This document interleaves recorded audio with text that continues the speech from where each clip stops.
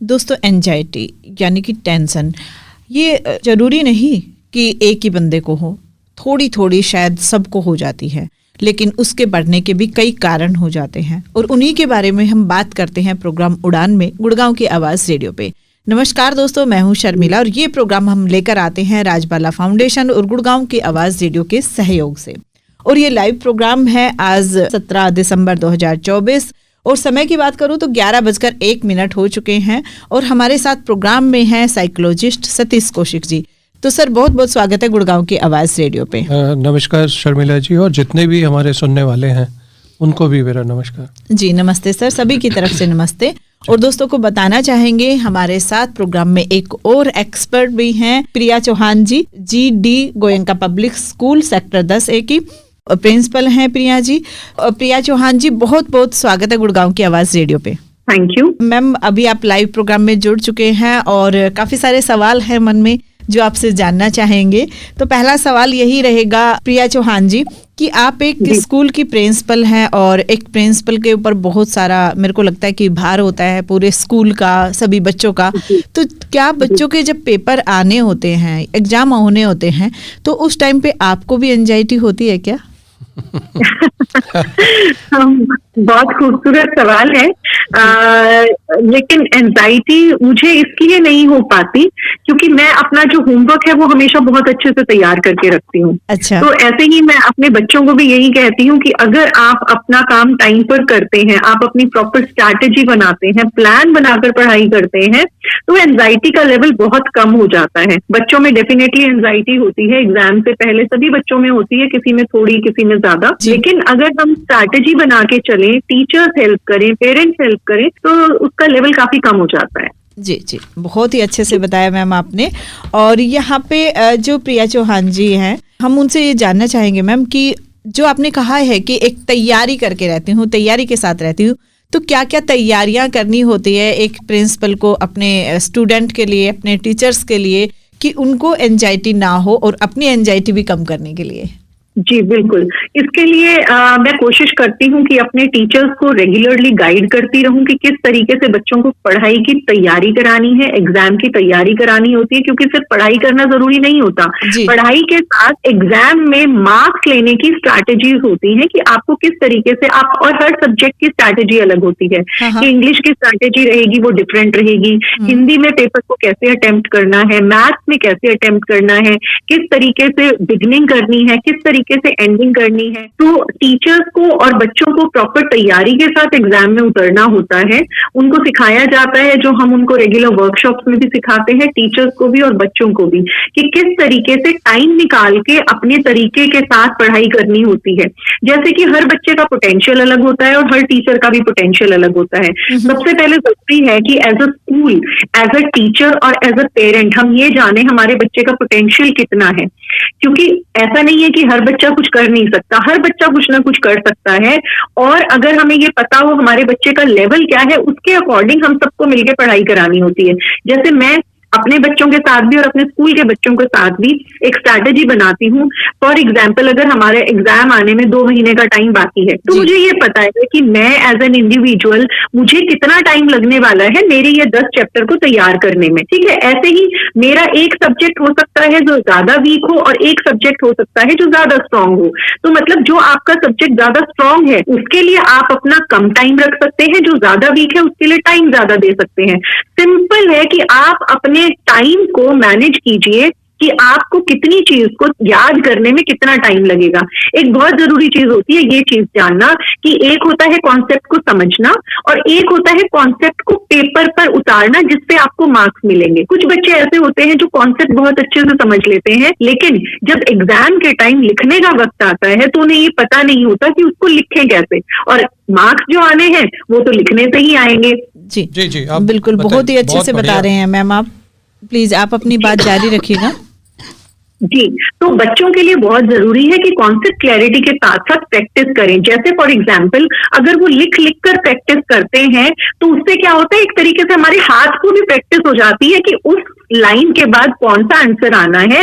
अब दो तरह की स्ट्रैटेजीज है, एक वो जिन बच्चों के कॉन्सेप्ट क्लियर है और उनकी कम्युनिकेशन स्किल्स अच्छी है, तो अगर उनका कॉन्सेप्ट क्लैरिटी हो गया तो वो अपने आप कोई भी आंसर को बना के लिख सकते हैं। कुछ बच्चे ऐसे होते हैं जिनका कॉन्सेप्ट क्लैरिटी है लेकिन कम्युनिकेशन स्किल्स, राइटिंग स्किल्स अच्छी नहीं है। उसके लिए क्या करना पड़ेगा, बच्चों को लर्न करना पड़ेगा और लर्न करके लिखने के लिए उनको प्रैक्टिस करनी पड़ेगी। तो अगर कोई सब्जेक्ट वीक है तो मैं एक नहीं, मैं उसको 2 बार नहीं 3 बार प्रैक्टिस करूंगी, रिवर्स करूंगी, रिवाइज करूंगी और लिखूंगी। सिर्फ यही एक तरीका है जो मार्क्स आपको अच्छे से अच्छे मार्क्स दिला सकता है, प्रोवाइडेड एज अ टीचर हमें पता हो कि हमारे बच्चे की कमजोरी कहाँ है और एज अ टीचर हमें पता हो हमारे बच्चे की कमजोरी कहाँ है। ये बहुत ही सिंपल तरीका है, बस अपने टाइम को चैनलाइज कीजिए अपनी वीकनेस और स्ट्रेंथ के साथ और मार्क्स कहीं नहीं जाएंगे। बहुत ही अच्छे से बताया मैम आपने। दोस्तों आप सुन रहे हैं गुड़गांव की आवाज सामुदायिक रेडियो 107.8 मेगाहर्ट्ज और प्रोग्राम चल रहा है उड़ान। आप भी इस लाइव प्रोग्राम में भाग ले सकते हैं। उसके लिए नंबर होगा 88 00 47 50 80 यानी कि 88 00 47 50 80। इस नंबर पे कॉल कीजिएगा, लाइव प्रोग्राम का हिस्सा बनिएगा। और आज हमारे साथ प्रोग्राम में हैं प्रिया चौहान जी, जो कि एक प्रिंसिपल हैं GD Goenka public school sector 10A की। तो अगर आप कुछ सवाल करना चाहते हैं मैम से तो जरूर सवाल कीजिएगा, मौका है आपके हाथ में कि एक प्रिंसिपल है हमारे साथ में आपके सवालों के जवाब देने के लिए।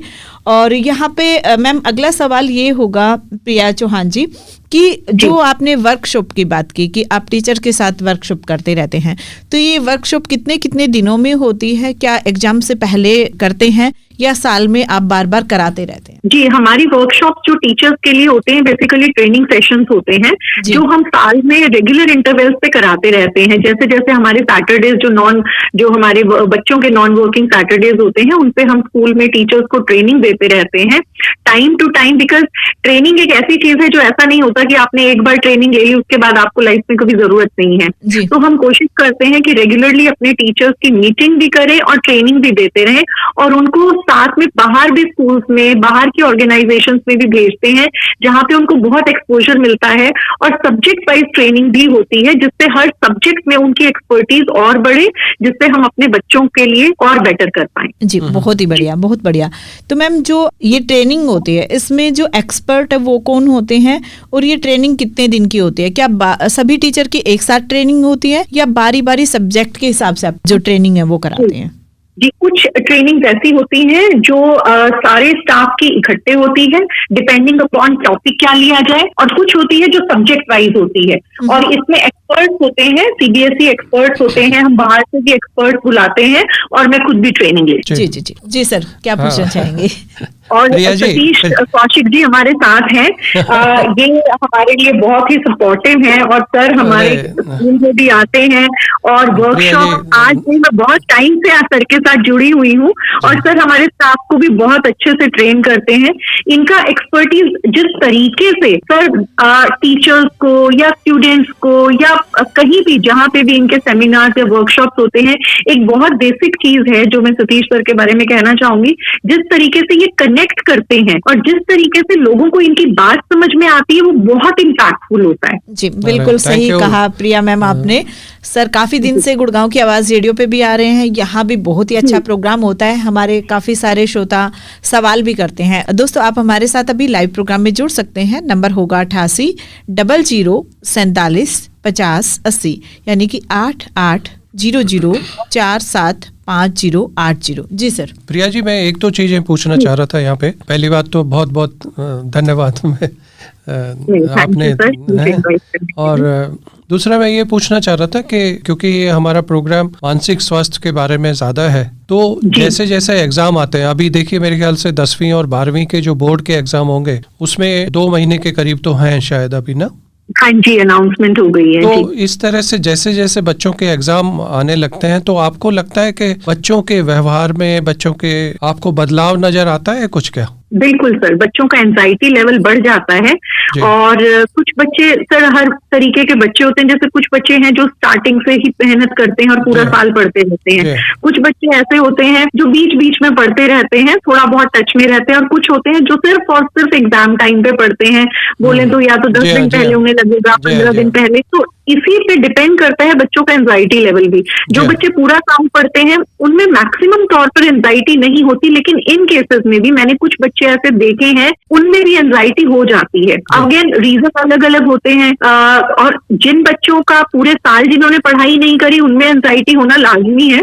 और एंजाइटी डिफरेंट तरीके की मैंने जो देखी है, कई बार अगर आप उनका फेस भी देखो तो आपको फेस से भी समझ में आता है कि वो नर्वस फील हो रहे हैं। कुछ बच्चे हैं जी बिल्कुल वो फेस पे टेंशन दिखती है। कुछ बच्चे होते हैं जो आके डिस्कस कर लेते हैं, कुछ होते हैं जो डिस्कस करेंगे नहीं, जो उनको टेंशन रहेगी देन या फिर खाना खाना कम हो जाता है, लोगों से बात करना कम कर देते हैं। तो ये बहुत नेचुरल प्रोसेस है, बट हर बच्चे में लेवल डिफरेंट होता है। जी मैम, राजकुमार जी हमारे साथ जुड़ गए हैं। हेलो नमस्कार शर्मिला जी, और प्रिया चौहान जी को भी नमस्कार है जी, प्रिंसिपल साहब को।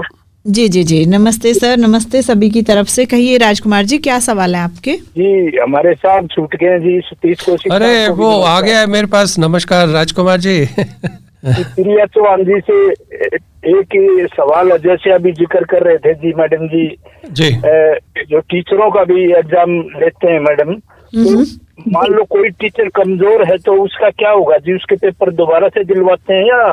सर उनको ट्रेनिंग दी जाती है कि वो अपने आप को और ज्यादा बेटर कर सके, है ना? जी बिल्कुल सवाल है जी। तो उस टीचर का कैसे एग्जाम, वो कैसे पास करते हैं उसको?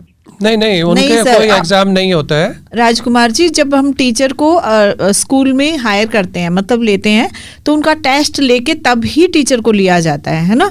और फिर उनको और ज़्यादा बेटर करने के लिए, और ज़्यादा बढ़िया बच्चों को और अच्छे से पढ़ा सके और नए तरीके सीख सके, उनके लिए ट्रेनिंग दी जाती है। बेस्ट तो सर वो पहले से ही होती है। हाँ जी बताइए। ये जीडी गवर्नमेंट का स्कूल है तो बहुत हाई फाई स्कूल है जी, मैं मानता हूँ। मैं तो गाँव से बोल रहा हूँ। ठीक है, हाँ बताइए, आप सवाल बताइए ना राजकुमार जी। मेरा सवाल ये था जी, जैसे कुछ टीचर मैंने भी देखे हैं अपनी क्लासों में कमजोर होते हैं पढ़ाने में जी बिल्कुल। एक टीचर एक जैसे नहीं होते जी बिल्कुल। जी बिल्कुल। तो उसमें आपका उनका टेस्ट कैसे लेते हो जी? ये कमजोर है ये टीचर, ये पढ़ाने में थोड़ा। मैं बताती हूँ राजकुमार जी, ऐसा होता है, पहले हमारे अगर हम यहाँ की बात करें तो हम पहले ही टीचर का टेस्ट लेते हैं, उसका डेमो लेते हैं, उसका इंटरव्यू लेते हैं। तो ऐसा सवाल ही नहीं उठता कि कोई कमजोर टीचर यहाँ पे उसकी एंट्री होगी फिर भी। लेकिन अगर इम्प्लीमेंटेशन की बात करें, अगर हमें ऐसा लगता है कि ये टीचर है, किसी चीज की इम्प्लीमेंटेशन में कहीं कमी है, कहीं कमजोरी है उसमें, तो हम उनकी ट्रेनिंग कराते हैं और वो ट्रेनिंग करा के उनको गाइड करते हैं, उनकी क्लासेस में बैठते हैं, क्लास ऑब्जर्व करते हैं और उनको बताया जाता है कि आप इस तरीके से इन चीजों को इम्प्रूव कर सकते हैं। अगर उनका पढ़ाने के तरीके में हमें लगता है कि हमने एक डेमो लिया था उसमें उन्होंने ठीक कर दिया, लेकिन जब रेगुलर क्लास में जा रहे हैं तो कोई समस्या आ रही है, तो हम उनको गाइड करते हैं। अगर हमने उन्हें सिलेक्ट किया है तो ये बिल्कुल क्लियर है कि वो टीचर किसी लायक है तभी हमारे यहाँ पे है। लेकिन अगर उसको फर्दर कोई गाइडेंस की जरूरत पड़ती है तो हम टाइम टू टाइम उनको बैठ के समझाते हैं, गाइड करते हैं और उनको आगे भी ट्रेनिंग के लिए भेजते हैं। जो सीबीएसई भी ट्रेनिंग ऑर्गेनाइज करती है, हम स्कूल लेवल पे भी करते हैं और मैं पर्सनली भी करती हूँ। जी राजकुमार जी। एक सवाल और प्रिया जी से, ये हटके है जी थोड़ा सवाल जी। मैं ड्राइवर हूँ जी, मैं गाड़ी चलाता हूँ, तो मैं इतना पढ़ा लिखा भी नहीं, लेकिन बच्चों को मैं देखता हूँ अपने हिसाब से, बच्चे स्कूल में नशा करते हैं जी, क्या ऐसा मानते हो आप? सर देखिए, नशा अगर मैं स्कूल की बात करूँ, ये बात स्कूल की नहीं है लेकिन ये सोसाइटी की बात है। बच्चे नशा करते हैं बिल्कुल। आजकल के जो हम बोले, बच्चों को जितना एक्सपोजर हो गया है, जो हमारे जमाने में नहीं हुआ करता, बच्चों को जितना एक्सपोजर हो गया है और पेरेंटल कंट्रोल बहुत कम है, उस वजह से बच्चों को नशे की लतें पड़ती हैं। और उसके लिए हम पूरे समाज को, पूरे स्कूल को, पेरेंट्स को, सबको अलर्ट होना पड़ेगा। और हम ये नहीं सोच सकते कि भाई मैंने, हमारा बच्चा बड़ा हो गया है तो उसको ऐसा करना ही चाहिए या ऐसा करना ही नहीं चाहिए। ये कुछ हार्मोनल इम्बैलेंस होते हैं, बच्चों का सोशल जो इफेक्ट होता है, एक दूसरे का इन्फ्लुएंस होता है, देख के जो बच्चों को फर्क पड़ता है, या टीवी स्क्रीन देखते हैं उससे फर्क पड़ता है। हम सब अगर मिलके काम करें तो इन चीजों को बहुत हद तक सुधारा जा सकता है, लेकिन उसके लिए काम सबको करना पड़ेगा। ना तो स्कूल, ना पेरेंट्स, कोई भी अकेले ये नहीं कर पाएंगे। और ये सिर्फ यहाँ नहीं, अगर मैं कहूँ पूरी दुनिया नशों की लत में है, पूरी दुनिया। और दूसरा ये सबसे घर का जो वातावरण होता है वो भी बहुत इसमें रोल प्ले करता है जी। राइट सर, मेरा ये कहना था, मैं गाड़ी चलाते हुए मेरे को 35 साल हो गए, मैं कुछ बच्चों को लेकर जाता था तो वो बच्चे नशा करते थे, वो थे 12वीं 14वीं क्लास में, बड़े बड़े बच्चे, तो अच्छे अच्छे घरों से होते थे जो बच्चे, उनके हाई भाई उनके माँ बाप होते थे, मैं सब कुछ देखा ही, तो मैं समझता था ये बच्चे क्यों नशा करते हैं, और वो अच्छे स्कूलों से थे जी, मैं नाम नहीं लूंगा स्कूल का, इसलिए मैंने सवाल किया है जी। नहीं ठीक है, नहीं देखिए बहुत सारे कारण हैं इसके नशा करने के, उसमें परिवार से शुरू होके और किस तरह की संगति है, कहाँ पे वो मिलते हैं, किन से मिलते हैं, किन के साथ बैठते हैं, बहुत सारे इसके कारण हैं राजकुमार जी। तो इस पे तो हम अलग किसी एक अलग ही प्रोग्राम में इसके बारे में बात करेंगे। आज जो हम लोग एग्जामिनेशन होने वाले हैं, क्योंकि इस टाइम में अगर बच्चों की एंग्जाइटी को और बच्चों की टेंशन को अगर हम उसके बारे में बात करें तो और क्योंकि बच्चों के पास अभी टाइम भी है, तो काफ़ी हद तक वो अगर उन्होंने अभी तक ठीक से पढ़ाई नहीं की है, तो अगर इस टाइम में अगर वो पढ़ाई और कर लेंगे तो काफ़ी हद तक अपनी एंग्जाइटी और टेंशन दूर कर सकते हैं और अच्छी तरह से एग्जाम दे सकते हैं। जी जी प्रिया जी, से एक सवाल और था जी, अगर करूँ? हाँ सर कहिए। जैसे मैं ये मुद्दा मैंने उठाया जी सोच समझ के, अगर वो बच्चे नशा करते हैं तो क्या पेपर वगैरह वो आगे एग्जाम में ठीक से कर पाएंगे जी वो बच्चे पढ़ाई? नहीं, इसका जवाब मैं देता हूँ प्रिया जी, इसका जवाब ना नहीं होगा। जब आपका देखिए ना, आपको एग्जामिनेशन देने के लिए राजकुमार जी होश हवास में होना बहुत ज़रूरी है। तो जब आप नशा करते हैं तो आपको भी काफ़ी हद तक पता नहीं होता कि क्या हो रहा है हमारे साथ, का असर हमारे उस पर याद करने पे और अपने व्यवहार पे, टाइम में, जैसे प्रिया मैम ने बोला कि टाइम मैनेजमेंट बहुत अच्छी तरह चाहिए इसमें, तो वहाँ पे पूरी तरीके से वो इन चीज़ों को नहीं कर पाते हैं, जो कि उनके पेपर देने पे अफेक्ट करता है। जी जी सर। और राजकुमार जी वैसे भी अगर स्कूल की हम बात करें तो स्कूल में जो प्रिंसिपल होते हैं, टीचर होते हैं, वो काफ़ी कुछ समझाते भी हैं बच्चों को, और ऐसा स्कूल में अलाउड भी नहीं होता, तो पेरेंट्स को भी पहले बता दिया जाता है कि क्या चीज़ें स्कूल में नहीं लेकर आ सकते हैं स्टूडेंट। जी प्रिया मैम। प्रिया जी से माफी चाहूंगा जी, ये सवाल मैंने कर दिया। नहीं, ऐसी कोई बात नहीं राजकुमार जी, अच्छा किया आपने सवाल। देखिए राजकुमार जी, हर एक स्कूल में 0 टॉलरेंस पॉलिसी होती है कि इन चीज़ों को हम लोग बिल्कुल सहन नहीं करेंगे, और उसके बारे में जानकारी देना, उसके बारे में कदम उठाना कि उनको किस तरह से रोका जाता है, हर एक स्कूल ये कोशिश करता है। लेकिन हर समय बच्चा स्कूल में तो रहता नहीं है, बाहर भी जाता है। पेरेंट्स का क्या असर है वहाँ पे, पेरेंट्स अपने बच्चों को किस तरह से कंट्रोल करते हैं, इन सारी चीज़ों का बच्चे के व्यवहार पे, बच्चों के चाल चलन, सब पे प्रभाव पड़ता है। जी जी प्रिया जी नमस्कार। और नमस्कार राजकुमार जी। नमस्कार जी। और नमस्कार जी। नमस्कार जी। नमस्ते राजकुमार जी, बहुत बहुत धन्यवाद प्रोग्राम में जुड़ने के लिए और सवाल करने के लिए। दोस्तों आप सुन रहे हैं गुड़गांव की आवाज सामुदायिक रेडियो 107.8 मेगाहर्ट्ज और प्रोग्राम चल रहा है उड़ान। हमारे साथ प्रोग्राम में है साइकोलॉजिस्ट सतीश कौशिक जी और साथ में है प्रिया चौहान जी, जो कि GD Goenka public school sector 10A की प्रिंसिपल हैं। तो आप भी सवाल कर सकते हैं, हमारे साथ प्रोग्राम में जुड़ सकते हैं। नंबर होगा 88 00 47 50 80, यानी कि 88 00 47 50 80। जी, तो यहाँ पे मैम अगला सवाल है कि आप बच्चों को क्या सलाह देते हैं जब एग्जाम होने होते हैं कि उनको टेंशन ना हो? जी, सबसे पहले मैं जो उनको हमेशा पूरे ही साल सलाह देती हूँ कि उनको मेडिटेशन करना चाहिए। मेडिटेशन के हम यहाँ टेक्निक भी सिखाते हैं, बहुत जरूरी है। अगर बच्चों का दिमाग, और ये सिर्फ बच्चों के लिए नहीं सभी के लिए जरूरी है, लेकिन हाँ क्योंकि बच्चों की एज में बहुत ज्यादा उतार चढ़ाव रहता है, दिन में सोचते बहुत ज्यादा है, इन्फ्लुएंसेस बहुत ज्यादा है, पीयर प्रेशर बहुत ज्यादा है, एक्सपेक्टेशंस बहुत है, उनके लिए और भी जरूरी है कि वो मेडिटेशन करें। सबसे पहली चीज मेडिटेशन करें। दूसरी सबसे बड़ी जरूरी चीज है कि ट्यूशन पर ना डिपेंड रहे, जो मैं हमेशा डिस्करेज करती हूँ। बच्चे क्या सोचते हैं कि अगर स्कूल में नहीं पढ़ा तो क्या हुआ, घर में जाके ट्यूशन में पढ़ लेंगे, और यही चीज है जो नुकसान करती है। अगर बच्चा स्कूल में टीचर का ध्यान से पढ़े, ध्यान से सुने, और सेम चीज सेम जाके घर पे वो प्रैक्टिस करे, और अगर उसको घर जाके ऐसा लगता है कि नहीं मुझे ये चीज नहीं समझ में आई थी, नेक्स्ट डे वापस आए और टीचर से पूछे कि मैम मुझे ये चीज नहीं समझ में आई थी, सर मुझे ये चीज नहीं समझ में आई थी, मुझे फिर से समझाइए। उसके बाद ट्यूशन की कोई जरूरत नहीं रह जाती। और अगर हम ऐसा करते हैं तो जो चीज हमने कल सीखी थी वो आज हमारे दिमाग में बहुत अच्छे से पक्की हो जाती है। सतीश जी बिल्कुल बता सकते हैं ये कि शायद एक हफ्ते के अंदर हमारी मेमोरी से काफी चीजें हैं इरेज हो जाती हैं, 80% चीजें ऐसी होती हैं जो इरेज हो जाती हैं अगर हम उसे रिवाइज नहीं करते। तो इसीलिए हम उनको बताते हैं कि अगर स्कूल में आपने पढ़ा, घर जाके रिवाइज किया, उसके बाद जब जरूरत पड़ी तब आपने यूटी के टाइम पे, एग्जाम के टाइम पे फिर से रिवाइज कर लिया। अगर सिर्फ इतना बच्चा पूरे साल कर ले तो बच्चे के मार्क्स कहीं भी नहीं जाएंगे। मैं फिर से कहूंगी, मार्क्स लेना बहुत आसान है अगर हम सिर्फ अपना टाइम, अपनी स्ट्रैटेजी अच्छे से प्लान करें, पढ़ाई को अच्छे से प्लान करें, बस इतना ही जरूरत है। तो हम बच्चों को यही सिखाते हैं कि जो काम आपका डेली का है आप उस डेली कर लीजिए, बस इसके अलावा आपको कुछ करने की जरूरत नहीं है।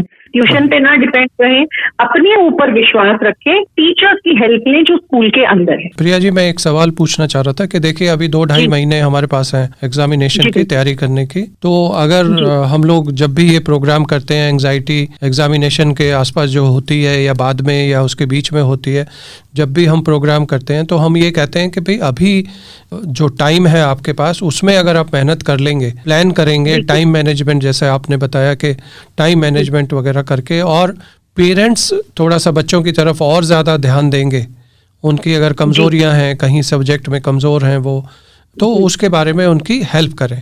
इसके साथ साथ ये प्रिया जी आपने देखा होगा कि हम एग्ज़ाम से पहले अपने बच्चों को ये भी कहते हैं कि इस सब्जेक्ट में ये चीज़ें इम्पॉर्टेंट हैं, और बहुत सारे ये भी बताते हैं कि भाई इस तरह का पीछे वाला जो एग्जामिनेशन हुआ था या जो क्वेश्चंस आए थे वो इस तरह के क्वेश्चंस आते हैं, उनको प्रैक्टिस करें। तो आप ये जो हमारा 2.5 महीने अभी हमारे पास टाइम है, इसमें बच्चों को पूरी तरह से तैयारी करनी चाहिए, या फिर जो हम एक्सपेक्टेड बताते हैं या ये कहते हैं कि इस तरह के सवाल आएंगे उनको सेलेक्टिव तरीके से हम लोगों को तैयारी करनी चाहिए, या पूरे को ही पढ़ना चाहिए? जी सर, हम क्लास के अंदर एक जो प्रॉपर शेड्यूल बनाते हैं कि हर डे उनके टेस्ट होते हैं, every day subject wise, chapter wise test है, एक तो ये चीज है जो होती रहती है। उसके अलावा हम फोकस करते हैं क्वेश्चन पेपर्स को सॉल्व करने में, पिछले वाले। जैसे अगर मैं 10th और 12th की बात करूं, CBSE की वेबसाइट पर भी इतने सारे क्वेश्चन पेपर अवेलेबल हैं, और हम बच्चों को बताते हैं कि आप डेली एक सब्जेक्ट का क्वेश्चन पेपर सॉल्व करें, टीचर के पास अगले दिन उसको लेके आए और उसको आके चेक कराएं उससे, और फिर उसको हम क्लास में भी डिस्कस करते हैं। एक एक क्वेश्चन पेपर हम क्लास के अंदर करते हैं, घर में भी बच्चों को देते हैं। तो लास्ट टाइम पे जितना आप क्वेश्चन पेपर्स को सॉल्व करेंगे, जो पुराने क्वेश्चन पेपर्स हैं, उतना ज्यादा बेटर होगा। बट उसके साथ सॉल्व करने के साथ साथ जरूरी ये है कि आप अपने टीचर से उनको चेक भी कराएं। ऐसा ना हो आपने सॉल्व करके पेपर अपने पास रख लिया, आपको ये पता नहीं चलेगा कि उसके अंदर आपको बेटर मार्क्स लेने के लिए और क्या करना है। और हम क्लास में ही क्वेश्चंस को डिस्कस भी करते हैं, जिससे सारे बच्चों को पता चले कि इस क्वेश्चन को आंसर करने का प्रॉपर तरीका क्या है। 10th और 12th के लिए लास्ट ईयर के 10 साल के क्वेश्चन पेपर्स भी हम बच्चों को देते हैं, गाइड करते हैं, और जो बाकी जो क्लासेस हैं उनमें टीचर्स खुद अपने क्वेश्चंस बना के उनके साथ सॉल्व कराती हैं और क्वेश्चन पेपर्स देते हैं बहुत सारे। This is the best strategy. Last का जब टाइम रह जाता है तो क्वेश्चन पेपर सॉल्व करना, जो पिछले क्वेश्चन पेपर्स हैं, या फिर क्वेश्चंस बना के टीचर्स के द्वारा उनको सॉल्व कराया जाना, this is the best technique. बहुत ही अच्छे से बताया मैम आपने। लेकिन ये होता है ना प्रिया जी कि सभी बच्चे तो बराबर नहीं होते ना।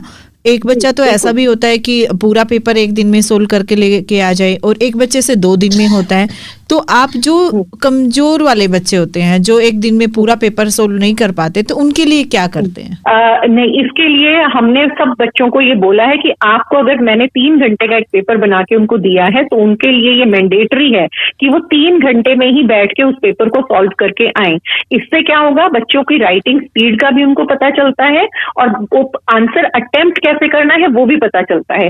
ये मैंडेटरी है। वो 3 घंटे का पेपर पूरा दिन नहीं सॉल्व करे, वो बैठ के उसको 3 घंटे के अंदर कोशिश करे कि उसको सॉल्व करे, और अगर नहीं कर पा रहा है तो फिर दोबारा उसकी प्रैक्टिस करे।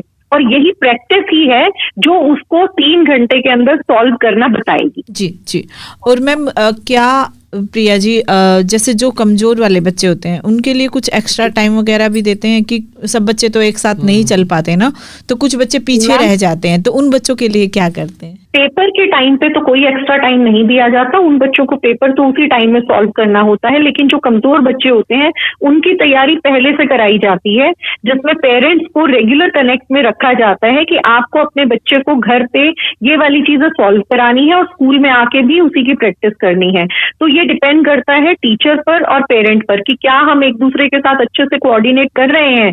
बस टाइम का फैक्टर है कि उन बच्चों को पढ़ाई की तैयारी थोड़ा सा ज्यादा पहले करा दी जाती है। दूसरा, हम जो उनको गाइड करते हैं कि इस टाइम पे OTT, स्क्रीन टाइम, व्हाट्सएप, जितना भी ये सोशल मीडिया है उस सब से दूर रहें, डाइवर्ट ना हो, थोड़ा मेडिटेशन करें और सबसे जरूरी चीज है कि खाना अच्छे से खाएं, पानी खूब पिएं और न्यूट्रिशन डाइट लें। ऐसा ना हो कि इस टाइम पे बहुत ज्यादा ऑयली खा रहे हैं जिनसे बहुत ज्यादा नींद आ रही है। स्प्राउट्स खाएं, प्रोटीन से युक्त खाना खाएं, पानी खूब पिएं। ये सारी चीजें मिल के ही किसी भी बच्चे को बेटर परफॉर्मेंस के लिए काम आ सकती हैं। जी जी जी। और एक आज के प्रोग्राम का लास्ट सवाल होगा, क्योंकि टाइम 11:29 हो चुके हैं।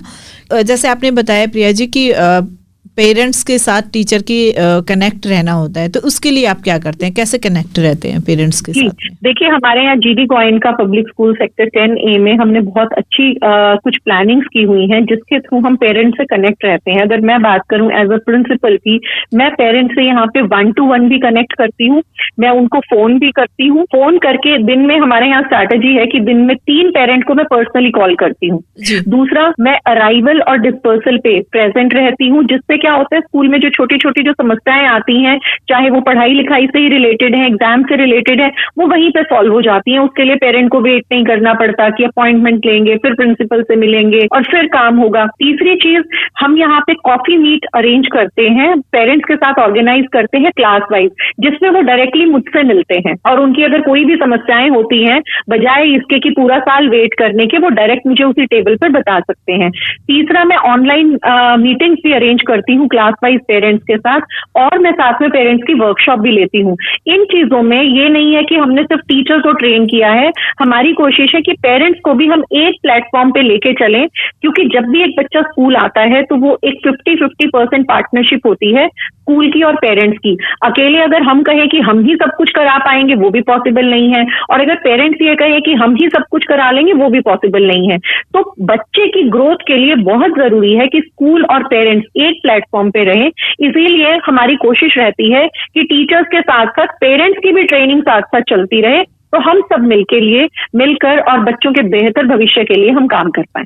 बहुत ही अच्छा, बहुत अच्छे से बताया प्रिया जी आपने। बहुत बहुत धन्यवाद हमारे साथ प्रोग्राम में जुड़ने के लिए और इतने अच्छे से बताने के लिए। इससे लगता है कि हाँ, मतलब पेरेंट्स भी जागरूक रहेंगे और टीचर भी अच्छे से बच्चों को पढ़ा पाएंगे और बच्चों को टेंशन नहीं होगी। और दूसरा ये भी है शर्मिला जी कि देखिए, सिर्फ बच्चा ही एफर्ट नहीं कर रहा है, यहाँ पूरे स्कूल वाले जी भी मिलकर एफर्ट करते हैं कि बच्चों में टेंशन कम से कम हो और वो अच्छी तरह से अपने एग्जाम दे पाएं। जी, बहुत बहुत धन्यवाद मैम। थैंक यू जी। Thank you Priya ji. Thank you Sharmila ji. Thank you Satish sir. Thank you so much जी। Have a good day. दोस्तों, अभी आप सुन रहे थे प्रोग्राम उड़ान और हम बात कर रहे थे कि बच्चों को एंजाइटी ना हो उसके बारे में, कि पेपर से पहले बच्चे परेशान होना शुरू हो जाते हैं, एंजाइटी हो जाती है।